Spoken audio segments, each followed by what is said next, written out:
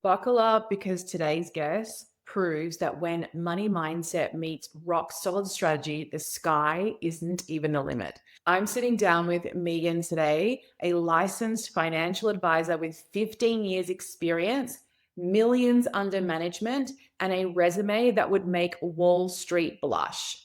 After steering high net worth portfolios and building a asset management group, that specializes in tax mitigation strategies for clients earning 300K and above. Meaghan ditched the stuffy corporate suit and founded Era of Women and Wealth.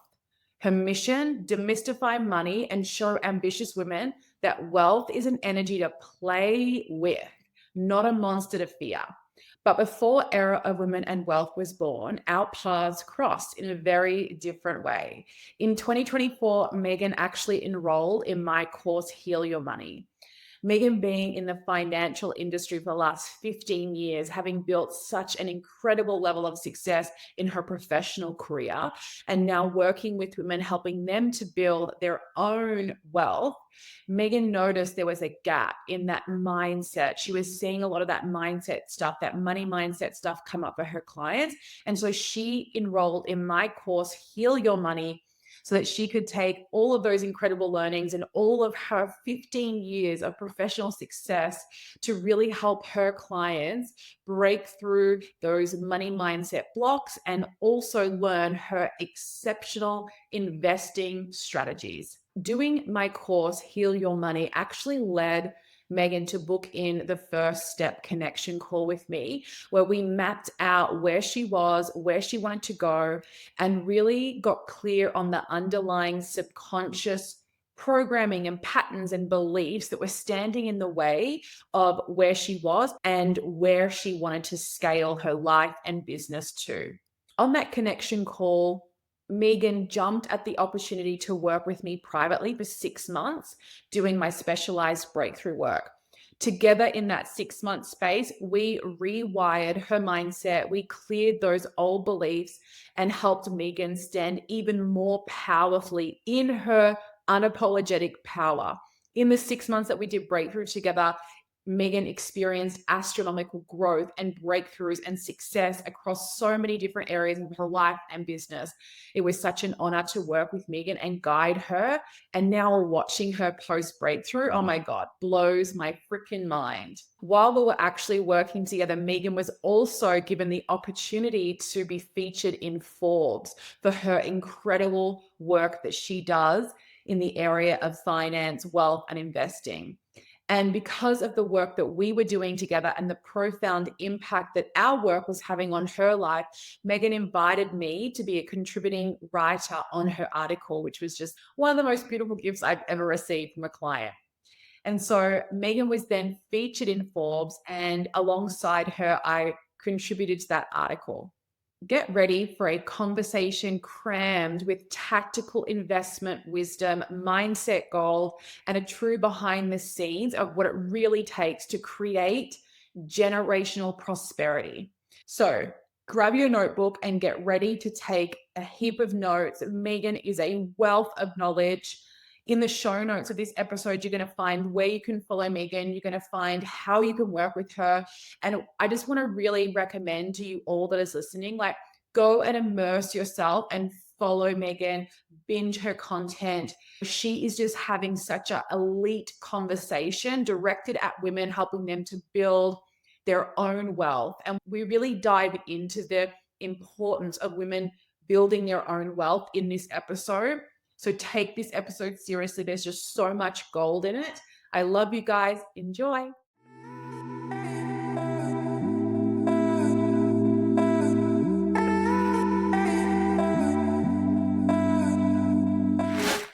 Welcome to the She Who Dares podcast. I'm your host, Krystal Wilson, the founder of She Who Dares. I'm a specialized breakthrough and mindset coach, business mentor, online course creator, and your number one no BS hype woman.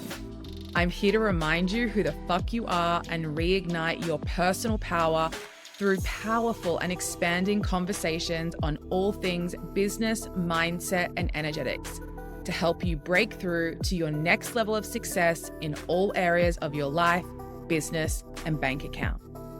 Each episode is designed to expand your mind, shift your identity, raise your frequency, as well as give you success strategies to help you step into your highest, most powerful, abundant, successful, and magnetic you. So, I dare you to join me each episode, and I double dare you to implement what you learn and go all in on you. All in on your life, your business, your success. Because if you do, like so many of my She Who Dares clients and students, you will become everything that you know deep down you can be. Ready? Let's friggin' do this.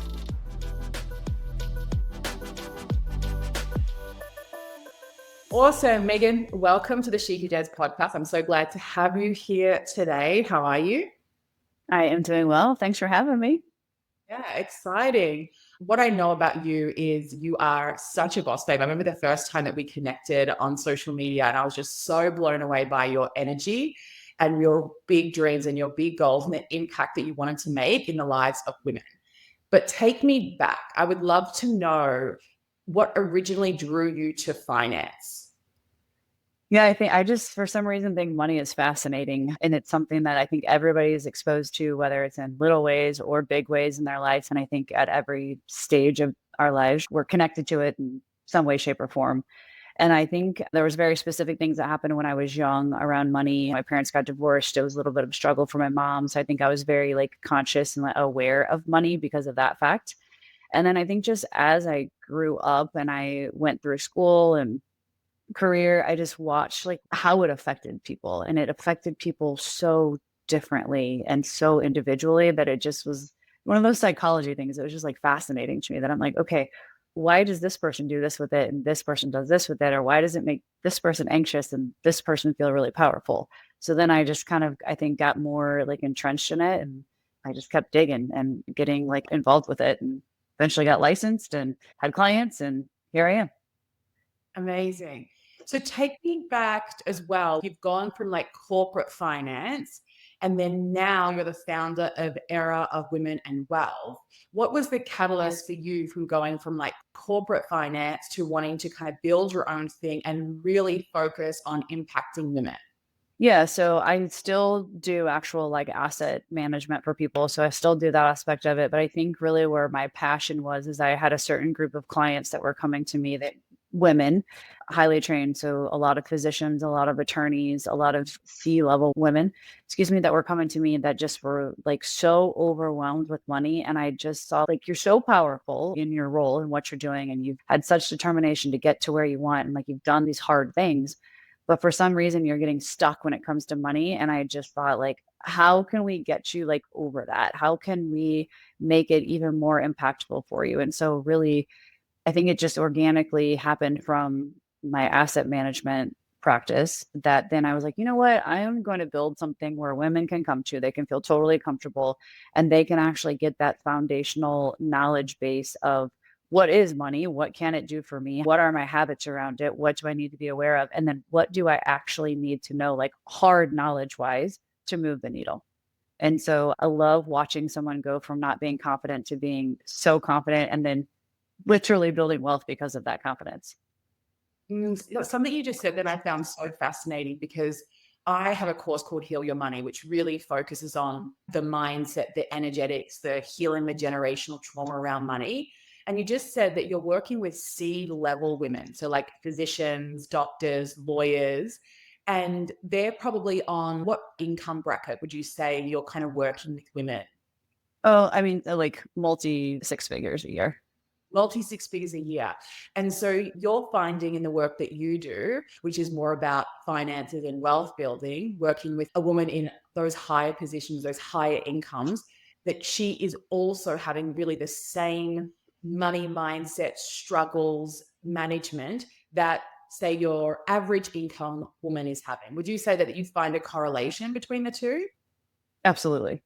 Yeah, it's pretty interesting. And for everybody that is listening, if you have not taken Krystal's courses, like they're fantastic. That's how her and I connected, and just such respect for her and that work that she does around that. So helpful. Grab that resource. Absolutely.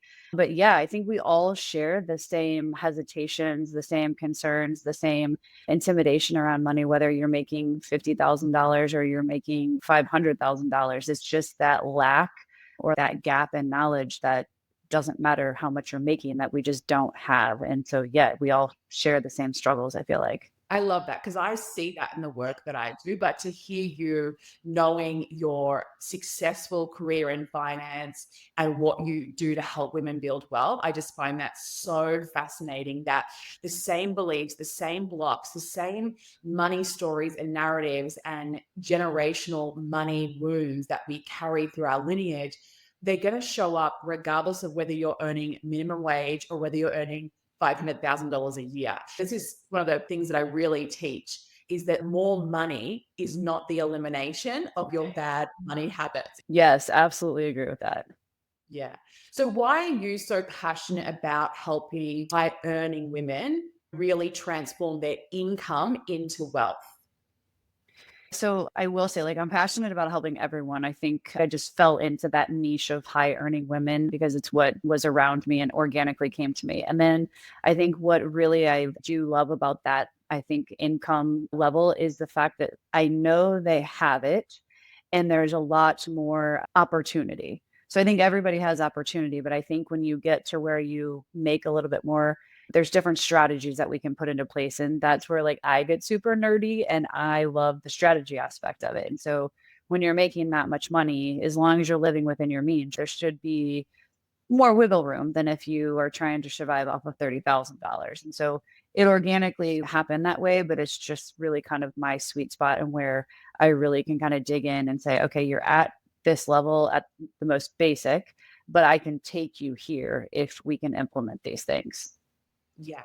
I mean, when we were working together in 2024, you were constantly studying. You're always doing some Mm, high finance tests. So, like, you are yeah. now an expert on building wealth and like the more financial investments and things like that. Okay. So, for your niche, is there a level of income that women need to be earning to really be able to kind of work with you and access your services? Or do you have things across the board? I do have things across the board. Like I said, my sweet spot is probably 150-ish plus, just because, like I said, typically those people, like, they have more wiggle room to do things. But I definitely have also worked with clients that, I mean, I'll give you a great example. One of my clients, she now has a daughter who literally just graduated and she just got her first entry level job and she's making, I think, around like 78,000 a year US dollar.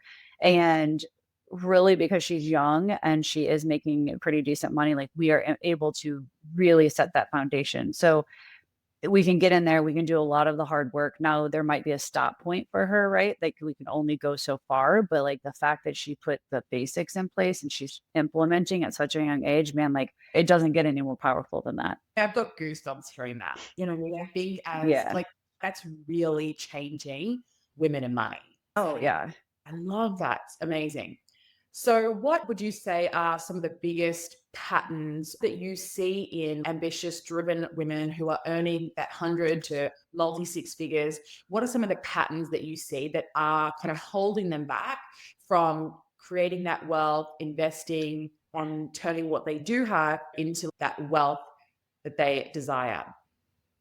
Yeah, I think they're like, "Hey, I'm too busy," which I think at that level, they do tend to be very busy. It's, "I'm too busy, I just don't have time to do it." So then it's 10 years down the road and they haven't done anything. Another one is they're like, "It's so complicated, it's so risky." So those are 2 other big ones that I hear. And I think it's just like an intimidation factor, right? But when we really break it down, it's not that complicated and we kind of walk through the steps. They're like, "Oh, I should have done this 5 years ago. I don't know why I did." The other thing that I will say that I get very passionate about is they're like, "Oh, my husband deals with that. Oh, my dad tells me what to do. Oh, I just listened to one of my guy friends who that's what they do all the time." I often think to myself in those situations, those people are probably just as uneducated as you are. But for some reason, because they're a male dealing with money, they think that they're like so much better. And I actually have found that the majority of my female clients are better at managing money than male clients once they're educated. So it's very interesting to see that, because I hate the male female thing, but I really think women do themselves some disservice by thinking like, oh, I'm a female. This isn't something that I deal with. So I will say it's just something that I see more than I would hope to see. Mm. Do you feel like that's part of your deeper purpose and mission? You mentioned that in your own upbringing, you experienced things around money, watching your mum and things like that when your parents were separating. So do you feel like that's part of your deeper purpose, is helping women to like really create stability and safety for themselves? I do, because I feel like as women, when we feel stable and we feel secure and we feel safe, holy crap, like sky's the limit. Like women are such powerful beings. I mean, it's kind of crazy like when you think how like wonderful like women are. And I think when you have that limiting belief about something just because you're uneducated or lack of exposure, right? Because that's usually the two things. It's either we're just not exposed to it. And if you don't go to school for it, or your like parents or your family, whomever doesn't teach you it, then where are you really supposed to learn it? And I think societally, like it's just this understood thing that like men are supposed to be better with money. And I don't believe that. So yeah, that's just my thought on it. Yeah, I love it. And even some of the things when I asked you about what are the most common patterns that you see in women when it comes to money, like the things that are getting in the way, that I don't have time, I'm not good with money.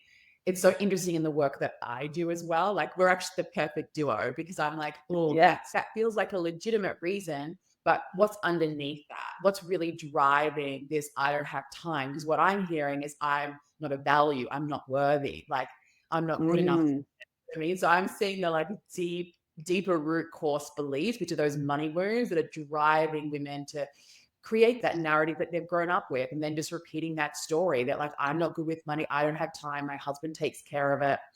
And I don't know about you, but I'm a Real Housewives fan. Like I'm a Bravo, like love all okay. the. One thing I've learned from Bravo is never let your man be in control of the women in Bravo lose houses, wealth, Uh, everything, because they're just signing documents and not, you know what I mean? Like just fully giving full trust to their wealth. So as a Bravo brat, someone who's grown up in Bravo, watching these amazing, crazy women, I'm like, I learned that from Bravo. Never, ever, ever let your man have control of the finances. I mean, kudos to you for learning that lesson, because I think there's a lot of us like that unfortunately like we don't. I mean, I've made mistakes as I've gone along, and I've been in relationships, and you live and you learn, and hopefully I don't make those same mistakes again. And I think that's part of the thing. I have clients, it is reality that a lot of marriages end up in divorce, right? And so what are you going to do in that situation? Or heaven forbid, like your partner die, but what are you going to do at that point? You're just left very vulnerable. And then do you really want to have to think about money and finances in a very vulnerable state? Or would you rather think about them in a state where like you're empowered and you're confident in something? I really seen that quite a bit in my career too, where unfortunately there has been a divorce, and then somebody like they've come to me and said, I don't know where anything's at. I don't know what we have. And I don't know what to do like when they do get their settlement or whatnot. And that's a huge passion point of mine too, because I'm like, lady, we got to know this. And if you don't know it, let's just figure it out. I know that everybody can do it, and I know they're capable of doing it too. So let's get on it. Let's be proactive about it. I know women are very proactive about a lot of things in our lives. And for some reason, money is kind of a lag of being proactive for us. Mm, I love it. What do you wish more women knew or believed about wealth and investing? That it's not that hard to obtain. I really think it's something that, again, society has like made complicated. Oh, you got to be an options trader, or you got to be in some crazy fund, or you got to have 25 different things going on, when really you don't. You set up a couple of automations, you be consistent about it, you like have a review plan, and like you should be on your way to building wealth like pretty easily. This leads into my next question. What would you say, or in your opinion, is the difference between making money and building wealth? We all make money, right? Like we go to a job or we perform a task and we get paid a certain amount. Well, when you create wealth, like you're actually then taking that and then giving it a very directed purpose. So I think you complete a task, you get money, and then you're just like, oh, I want a new pair of shoes or I got to pay this utility bill.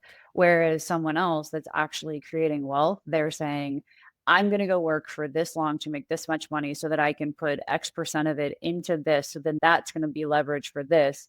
And then it's just a snowball effect. And then you actually are creating wealth. And one of those patterns that I see as well, it's very common in women, and I come from a long line of the spender. So there's different like archetypes around money. So it's like we're kind of in society where it's for whether you're even a man or a woman, it's like you earn the money and then you spend the money. You earn the money and you spend the money. And it's like slowing down that what am I actually doing here? What is the actual purpose? What is my actual goal? Because I feel like we can just fall into our archetype and we can be completely unconscious that we're just earning and spending and not really building any stability or safety or wealth. And I think that women fall more into that category just because of how we're brought up, what we're taught. Oh, I totally agree with that. I mean, I'm guilty of that too, where it's a good thing I do have reviews that, like, on my calendar, like, just automatically throughout the year because I feel like I go through little phases of that where, like, I make a certain amount and then I'm like, "Oh, I'm gonna go do this," or "I'm gonna go spend on this," which, like, I'm at the point where I can do that, but it's still very important for me to go back and say, "Did I actually need/want that? And what was it doing for me? Or was I just, like, sad for the day and I needed a little dopamine hit and I went and spent money? Or was that something that was very purposeful? It's bringing me time with my kids or time with my friends. Like, why am I spending the money that I'm spending? And it's just everybody should have the checkpoints like throughout, whether it's weekly, monthly, quarterly. I mean, you got to have them because I think it is very easy to fall into that like cycle of just make, spend, make, spend. One of the things I share in the work that I do around kind of healing those money wounds is my own story. When I was coming out of a really bad relationship and I got a really big payout, like more money than I'd ever seen in my life. And I burnt through that money. It's what actually made me really passionate about helping women with their money mindset and healing those with. I burned through that wad of cash in about 2, 3 years. And completely unconsciously, I got the money. I tried to buy a house. I tried to do like the things, do you know what I mean, that you're meant to Hmm. do. Anyway, all these little micro things happen. And then I wasn't in a good place. And I was doing that trying to feel good. Do you know what I mean? So I was Hmm. spending money made me feel more powerful and I felt more secure. And then I would spend the money to like feel good and get that dopamine hit. And I was in this unconscious cycle. And before I knew it, that money was gone. Do you know what I mean? And money, when you're a spender and you're spending money because you're not dealing with the stuff that's actually going on under the hood, do you know what I mean? You get that dopamine hit and feel good. Money can just slip through your fingers so quickly. And this is why I was slow down. Like, what's the intention? What are you doing? And look what's really going beneath the hood. Because I always try to teach from my big fuck ups that taught me so much. I mean, I then created a course and became passionate about money and helping other women. And what I learned when I shared my story of like, I got a big payout and I spent that money and did nothing with it is so many other women like that gave women, oh my God, like I also had this happen, or I got this inheritance, or I got this $50,000 when I was 23. And then other women started to share their kind of shame that they were holding. And I think that's really important as well. Is like, I'm sure that you see this, and if you don't release the shame that you Yes. hold around money, you're not going to be able to create wealth because you're just in so much negative emotion around money that you're probably paralyzed and can't even make a move. I think that's going back to kind of what you asked me earlier. These women that do make multiple six figures a year, like there is a lot of shame in there. And it's hard to get out of that mindset around it. But to your point, we all have been there, done that at some level of we just weren't that responsible or we were in a cycle and subconsciously doing something that wasn't what we should have been doing. But to your point, and this is why you all should be doing work with Krystal, like you need to release that. I 1000% agree with you though. If you do not get rid of like the shame and the guilt and whatever block you have around money, it is really hard to get your mind to think differently about it. And some people don't believe that. Don't they say it's woo woo or whatever, but like your mind is such a powerful thing when it comes to anything we do in our life. And so I think you really do just like if it's a mindset about working out or a mindset about what type of character you want to be, you have to have a strong mindset around money too. Yeah, love it. Which leads me into our work together. So I'm not sure exactly how we connected, but we connected. And it was like instantly, who are you? Like, tell me more. I wanted to know so much about you. Yeah. And the feeling was mutual. And we ended up spending about 6 months working together in 2024. And you did my breakthrough. I want to know for you that kind of breakthrough work, which is that deeper work that I do with clients. What kind of called you to do that work for yourself? Yeah, I think it's just like you get to a point where you have pretty good awareness of who you are and you're like, man, I want to get to that next level and I don't quite know how to get there, but I know there's some just garbage like sitting there, but I don't know how to get rid of it necessarily. And I had tried like a couple, like I think online things and tried to do it on my own. I just was a little stuck when I was still in traditional therapy and I probably wasn't what I needed at that moment in time. And then I came across you and your course and that's how like we got connected and then obviously we started doing a little bit different type of work, but I just really wanted to get to that next level of just being open enough to bring up the garbage that I was still carrying around and free myself of that and let that energy like get out of my body, be out of my mind and not continue to like dictate what was going on in my everyday life anymore. Beautiful. Great intention. It doesn't really matter. I always say new level, new devil, right? So whatever Mhm. level, new level you want to reach is going to be a whole set of new beliefs that Oh, you yeah. need to unravel. And there's always the shedding of one identity as you step into the next identity. And this is like that internal struggle. And you would probably even see this in the work that you do with women in terms of, okay, they're earning a certain amount of money and now they're investing and they're building their wealth. And it's like they need to up level and upgrade their identity for that new level of wealth, those new money behaviors that you're teaching them. So it's across the board. It's such important work in anything that you do. For you personally, like looking at specifically the breakthrough work that we did together, what have you seen now? Because you're like almost 6 months, 8 months, 9 months post breakthrough. What have you seen, like personally or professionally or financially, the impacts of that deeper work that you did with me? I feel like I have an overall sense of more like authentic me and a lot more like freedom. I just felt like we did a lot of, I think, like childhood, like inner work together. And I felt like I didn't realize how much things that had happened in my past were still, for a lack of a better word, haunting me, even though I didn't know it. And I just feel like now that I've kind of released that, I truly am sitting a lot closer to being authentic, either on a daily basis or as much as possible, right? I'm human, I have slipbacks, and I just feel way more authentic than I did prior. Do you feel like because the slip backs, the fall downs, the bumps in the road, that's all normal part of the journey. Do you feel like you recover way more quickly now? So it's like Yeah. shitty things in life are always going to happen. We can't change those things happening, but we do in breakthrough work really look at how you react and respond. So do you feel like that you recover a lot quickly? You can get back up a lot quickly now? Yes, and I'm a lot more aware of what happened and, like, maybe what the trigger was, and then what was the behavior that I did next, and then how did that fall into place, and so, yeah, like, definitely more awareness and definitely, like, a quicker recovery from things as well. Love it. Beautiful. So recently, you were actually featured in Forbes, which was such a cool moment for you. This actually happened when we were doing breakthrough work together. You actually got the feature, which is incredible. And what I loved about it was like just who you are. You were at an event, or you connected with somebody. Like it was very much like that kind of networking. So tell us how you got featured in Forbes. Yeah, so I was actually in a mastermind, I don't even know, maybe like a year and a half, 2 years ago now, I can't quite remember, but there was someone in there that was a columnist or writer, and the opportunity just kind of came up, and it was like, "Hey, like, we have this, like, space available. Is it something you're interested in?" And I just was like, "Holy shit, like, really?" Yes, like, I don't even care what you want me to say, what you want me to talk about. Sure, because it was kind of always on my bucket list, right, to be on there. I don't know why, but I just for me, like, Forbes is like, obviously, it's in my wheelhouse of, like, my area of work, and so it was I just was like, "Wow, okay, yeah, for sure." Like, I'll definitely take advantage of that. I love it. And then so you were given this beautiful opportunity just organically through the power of your work and who you are and the energy that you bring into a room, which is just so incredible. What a beautiful honor as well to be noticed and your work be featured in that way. And what I love about you is then you get this beautiful opportunity. We're working together.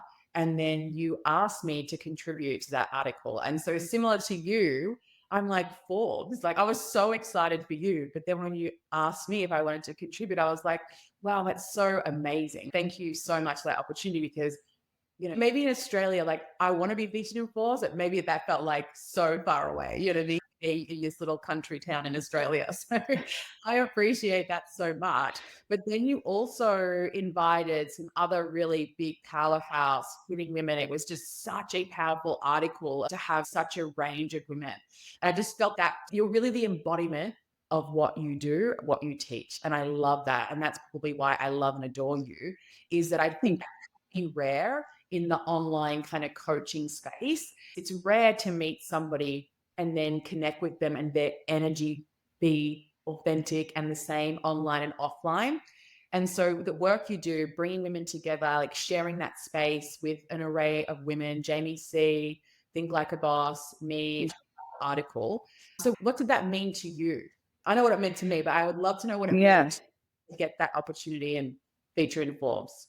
Yeah, well, I think the 3 of you, right? So it was Jamie C, Maggie Collette, Think Like a Boss, and then yourself. And I think how I really try to move through life is like always pay it forward. But the people who really touch you, I think other people need to be exposed to them as well. And so I think each one of you, mentorship, friendship, all of the above, like it's just really important for me to like always pass on what's good. And I just genuinely have a sweet spot in my heart for all of you guys. And I just, to your point, like it's hard to find people who are genuine. And I've worked with a lot of people and I just felt, okay, these 3 women obviously stand for something that I wholeheartedly believe in and I'm very passionate about. But I want other people to have the opportunity to maybe receive a message from them as well that would do them just as good as like it did me. And I think a lot of times women compete against each other. And I don't think it has to be that way. I think like you build this team of like strong women and God, it's unstoppable. And I just think there's this energy behind it that just keeps going when you collaborate with certain individuals and they carry a similar message or they have a similar like heart thing to them. I just felt like, why would I not like collaborate, invite, and share like you guys with other people? Can I just say, and that is for me, when I think of what is my definition of wealth, that's it. Oh, Women supporting women, like sharing opportunity. I feel like that is why everyone should work with you because you're not just teaching wealth, you're actually like energetically the embodiment of wealth. Like you were given a beautiful, expansive opportunity in your career. And your first thought is who can I collaborate with? Who can I share this with? Who can I bring on this journey with me? Which I just think it's one thing to teach wealth strategies, it's a totally another energy to be the embodiment of true wealth and collaboration. So, like, bravo to you. It's a testament to who thank you you. are. And I just love and adore you. Yeah, thanks. I think that like we all have like our own like area of expertise, right? And so maybe I know more the technical side of it, but then like I look at you and I think more of the emotional side of it and the really like kind of digging deeper at like a different level. And so I'm like, I know that it takes all these different levels to really holistically change. And so, yeah, all 3 of you, I was just like, okay, everybody needs to be exposed to these 3 women. So here you go. It's so true because I'm not out here teaching you how to create wealth, but I'm like, before you can create the wealth, you need to come and Yes. work with me so we can clear all the bullshit that's Yes. getting you bigger. Like, we're kind of like the perfect duo. I love it. Okay, so tell me if you could sit across from really every ambitious woman in the world and share a message with her, a whisper of wealth, what would you tell the women listening, the women who are going to listen to this? What do you want to leave them with? What is your message that's most important on your heart when it comes to money, investing, wealth? It's so simple. You're capable. Like you are capable. I don't care what you think about yourself. I know it that every single person is capable to do it. And I think, yes, it's like very simple, but sometimes the simple things are what hang us up the most. And I get so like almost emotional about it because I've seen so many women get so discouraged. And I'm like, I just want to shake them, right? And be like, no, you are capable. We are doing this. That's it. You are capable, more than capable. And I don't care like what background you have, how much money you make, you are capable. Really important message. And I think as well, as you were saying that, what's coming up for me is we tell ourselves we're not earning enough now. You know what I mean? It's almost like when I reach this Yes. level, then I'll invest, then I'll be happy, then I'll be content, like whatever it is. And I see that pattern so often in women, but I could see how that same pattern must show up a lot. And women in my community who are actually listening to this episode, I can imagine that they're thinking right now, oh, I don't earn enough. And so, what would you say to the woman who's listening right now, who's, oh, I don't earn enough to even make any changes? I think what I would tell them is, one, you got to get that out of your head and like just start. So even if it's something super small, let's use a high yield savings account, for example, right? That is not complicated. It's not risky. It's very simple to set up and automate.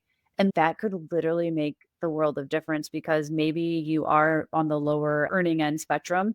But what that's going to do, that account is going to allow you to earn a little bit more than what you would on a normal account.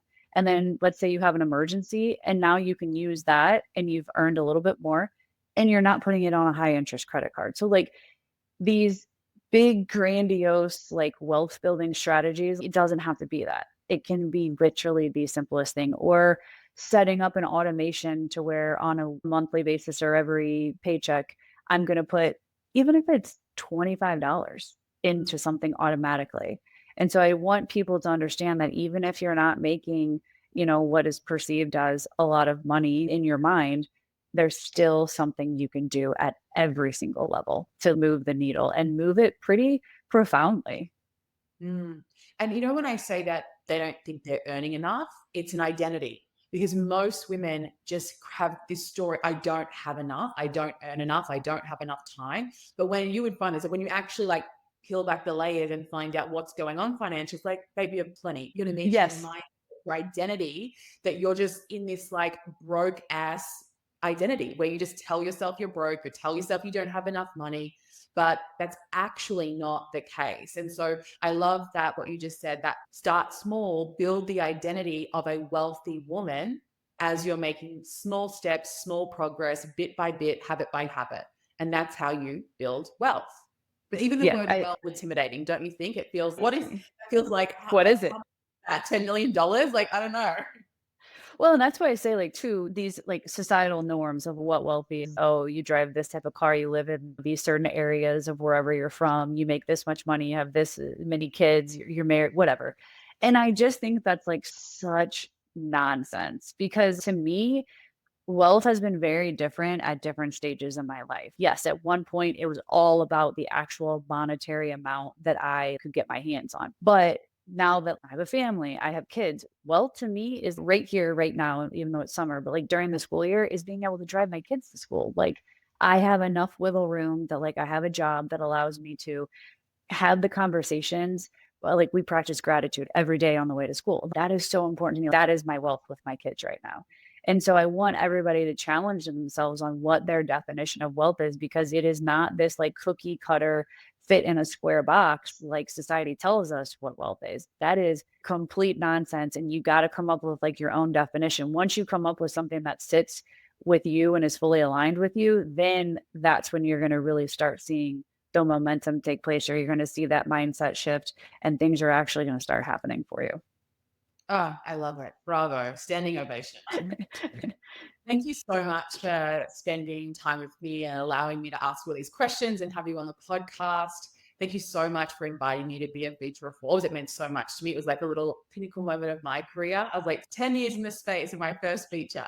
Yeah, for everyone listening, we're going to pop where you can connect with Meaghan on Instagram and her links and everything like that in the show notes. So definitely go. And I think the first step for some of you is immerse yourself, put yourself in rooms. So like that means go and follow Meaghan, where you're surrounded by women speaking about this stuff. Do you know what I mean? Like, you're learning about it. You're just changing like the content that you're consuming that's planting those little seeds of wealth. That's first. So go and binge and stalk and consume all of Meaghan's content, and all of those notes will be in the show notes. Thank you so much for being here. I appreciate you. Yeah, thank you so much for having me. I love catching up with you. I know it's been a while. I love it. Thank you so much for joining me for today's episode. If you loved this episode, be sure to share that with me by leaving me a review And head over to the She Who Dares official Instagram account at She Who Dares Official, hit follow, slide into my DMs, and share with me the impact this episode has had on you. And before you go, I'm going to leave you with this. The universe is responding to you. It is following your lead. You are the one who has to move first. And when you do, the whole universe will move with you, because it's I lead, the universe follows. When I move, the universe moves with me. That is our official She Who Dares mantra. I want you to write it down, put it on a mirror, and I want you to remind yourself of it every day. When I lead, the universe follows. When I move, the universe moves with me. When you follow this She Who Dares mantra, you are going to unlock the magic of the universe, and you are stepping into your most powerful self. I can't wait to see you for the next episode. Thanks for being here.